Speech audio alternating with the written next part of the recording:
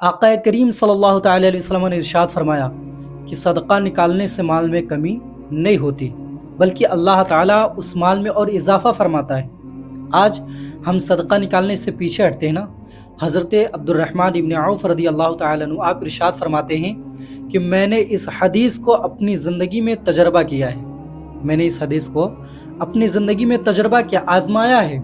अल्लाह ताला ने बेशुमार इजाफ़ा अता फरमाया है। हुज़ूर पाक सल्लल्लाहु ताला अलैहि वसल्लम ने क्या इरशाद फरमाया कि सदका निकालने से माल में कमी नहीं होती। मैं आपसे पूछना चाहता हूँ कि अगर 1000 रुपये में 500 निकाल दिया जाए तो कितना बचता है? कितना? सिर्फ 950 रुपया बचता है। लेकिन हकीकत में वो ज़ाहिरी तौर पर हमें 950 नज़र आता है, लेकिन अल्लाह ताला उस 500 का बदला इतना अता फरमाता है जिसका हम और आप अंदाज़ा नहीं लगा सकते। अल्लाह के नबी सल्लल्लाहु अलैहि वसल्लम ने इरशाद फरमाया कि कोई 1 रुपया सदक़े के नाम पे अल्लाह की राह में खर्च करता है तो अल्लाह ताला उसको 700 के बराबर अता करता है। अल्लाह ताला 700 के बराबर उस माल में इजाफ़ा फरमाता है। आप ये ना सोचें कि सदका निकालने से माल में कमी होती है। आप ये हरगिज़ ना सोचें कि सदका निकालने से माल में कमी पैदा होती है, बल्कि अल्लाह ताला उसमें और इजाफ़ा अता फरमाता है। दूसरी बात ये कि हुजूर ने फरमाया अगर कोई माज़रत करता है, मिसाल के तौर पर मैंने कोई ख़ता कर दी और आपने मुझे माफ़ कर दिया, तो अल्लाह ताला आपकी इज़्ज़त में और इजाफ़ा फरमाता है। हुजूर ने फरमाया जो माज़रत करता है, जो दूसरों को माफ़ करता है, अल्लाह ताला उसकी इज़्ज़त में और इजाफ़ा अता फरमाता है। इसलिए मैं आपको पैगाम देना चाहता हूँ कि आप दूसरों को माफ़ करना सीखिए। आप दूसरों को माफ़ करना सीखिए। अपने अंदर आजिज़ी, अपने अंदर इनकिसारी पैदा कीजिए।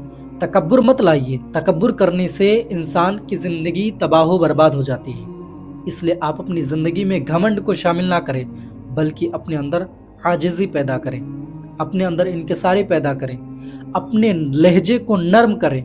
जब आप नर्म लहजों से किसी से गुफ्तगू करेंगे तो वो आपसे मोहब्बत करेगा, आपकी इज़्ज़त करेगा। और आजिज़ी अगर देखनी है तो आइए हज़रत उमर बिन अब्दुल अज़ीज़ रज़ी अल्लाह ताला अन्हु की बारगाह में चलते हैं। आप वक्त के बादशाह थे, आपका खादिम था जो आपकी खिदमत में रहा करता था, आपके पास बैठता था, आपकी खिदमत करता था।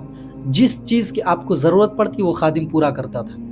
एक दिन ऐसा हुआ कि आपके घर पे मेहमान थे। हज़रत उमर बिन अब्दुल अज़ीज़ रज़ी अल्लाह ताला अन्हु अपनी खादिम के साथ, मेहमान के साथ एक कमरे में बैठे हुए थे। रात ज़्यादा हो गई। हज़रत उमर बिन अब्दुल अज़ीज़ रज़ी अल्लाह ताला अन्हु आप चिराग की रोशनी में बैठ कर के कुछ तहरीर कर रहे थे, कुछ लिख रहे थे। आप तहरीर कर रहे थे। अचानक ऐसा हुआ जो खादिम था उसकी आँख लग जाती है, नींद आ जाती है, वो सो जाता है। हज़रत उमर बिन अब्दुल अज़ीज़ रज़ी अल्लाह ताला अन्हु आप चिराग की तरफ उठते हैं। जब चिराग बंद हो जाता है, बुझ जाता है, तो हज़रत उमर बिन अब्दुल अज़ीज़ रज़ी अल्लाह ताला अन्हु आप चिराग की तरफ बढ़ते हैं। मेहमान देख रहा होता, उसने कहा हुजूर आप क्यों जा रहे हैं? मैं जाता हूँ, जला देता हूँ। हज़रत उमर बिन अब्दुल अज़ीज़ रज़ी अल्लाह ताला अन्हु आपने इरशाद फरमाया कि मेहमान से खिदमत नहीं करवाई जाती, आपने मना कर दिया।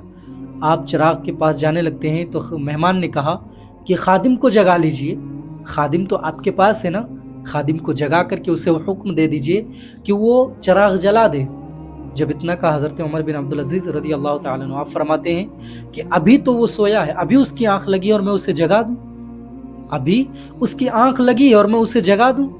आप चिराग के पास जाते हैं और जाने के बाद आपने चिराग में दोबारा तेल डाला। तेल डालने के बाद बत्ती को धीमी किया और फिर चिराग जला करके वापस आ गए। आने के बाद मेहमान ने कहा हुजूर आप अपना काम खुद करते हैं, अपने हाथों से करते हैं? तो हज़रत उमर बिन अब्दुल अज़ीज़ रज़ी अल्लाह ताला अन्हु आपने जो जुमला कहा था उसको सुनने के बाद हमारे चेहरे पर मुस्कुराहट आनी चाहिए और दिन पर नक्श करना चाहिए। इसलिए क्योंकि इन्होंने हमें पैगाम दिया है।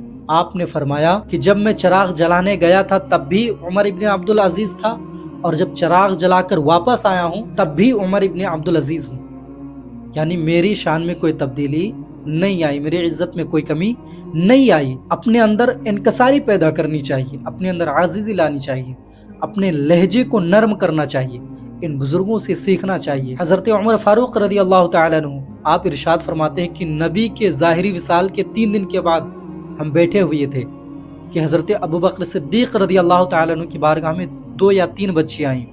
आने के बाद आपके पास बैठ कर के ज़ारो क़तार रोने लगी।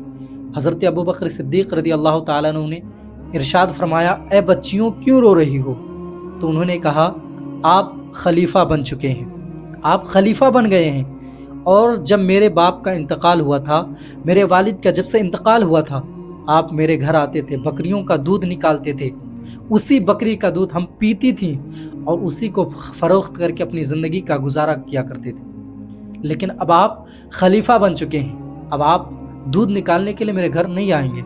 جب اتنا کہا تو حضرت ابوبکر صدیق رضی اللہ تعالیٰ عنہ کے لفظوں پر قربان جانا چاہیے۔ آپ ارشاد فرماتے ہیں کہ خلیفہ ہوتا ہی ہے قوم کی رہبری کے لیے، خلیفہ ہوتا ہی ہے قوم کی خدمت کرنے کے لیے۔ اے میری بیٹیوں پریشان مت ہو، جس طرح میں پہلے تمہارے گھر بکریوں کا دودھ نکالنے آتا تھا اسی طرح اب بھی آؤں گا۔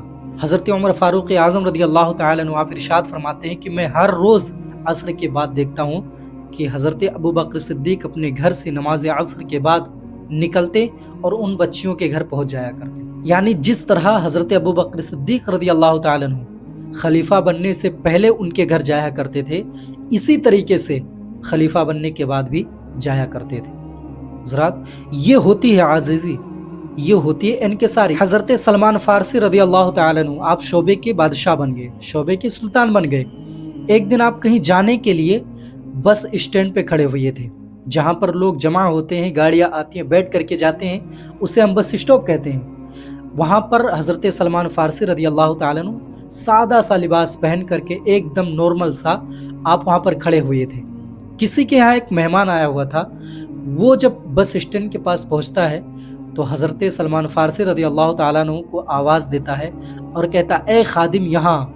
اسے ایسا محسوس ہوا کہ کوئی کلی ہوگا۔ وہ حضرت سلمان فارسی رضی اللہ تعالیٰ عنہ کو آواز دیتا ہے اے ملازم ادھر آ اور سامان لے کر کے چل۔